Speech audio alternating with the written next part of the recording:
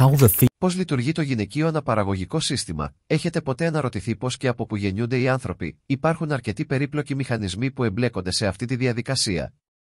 Στο προηγούμενο βίντεο, μιλήσαμε για το ανδρικό αναπαραγωγικό σύστημα. Τώρα θα μιλήσουμε για το γυναικείο αναπαραγωγικό σύστημα, πώς παράγεται το οάριο και που γονιμοποιείται. Σε κάθε γυναίκα, υπάρχουν δύο οθήκες σε σχήμα αμυγδάλου στο πίσω μέρος του σώματος, ακριβώς κάτω από τους νεφρούς. Τα οάρια αναπτύσσονται μέσα στις οθήκες των ώριμων θηλυκών ατόμων.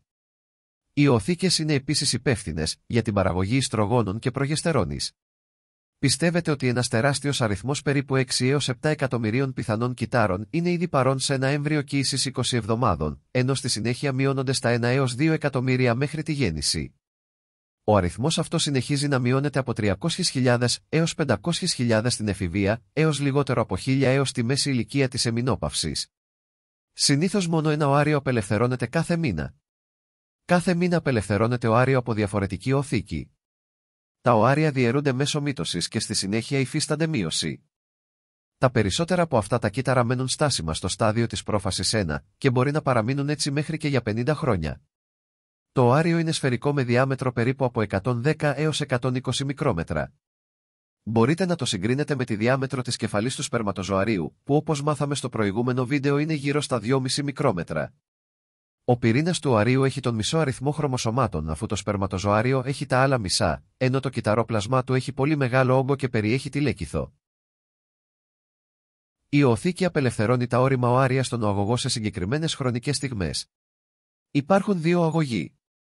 Κάθε οαγωγός, που ονομάζεται επίσης άλπιγγα, είναι ένα στενός μειώδης σωλήνας που συνδέει την οθήκη με τη μήτρα. Το μπροστινό άνοιγμα του οαγωγού που μοιάζει με χωάνι, ονομάζεται κόδωνας. Οι λάχνες που επενδύουν το εσωτερικό τείχομα του οαγωγού βοηθούν στη μεταφορά του οαρίου προς τη μήτρα. Το οάριο γονιμοποιείται στον οαγωγό. Η μήτρα είναι το όργανο που αναπτύσσεται το μωρό, ή αλλιώς έμβριο, κατά τη διάρκεια της εγκυμοσύνης.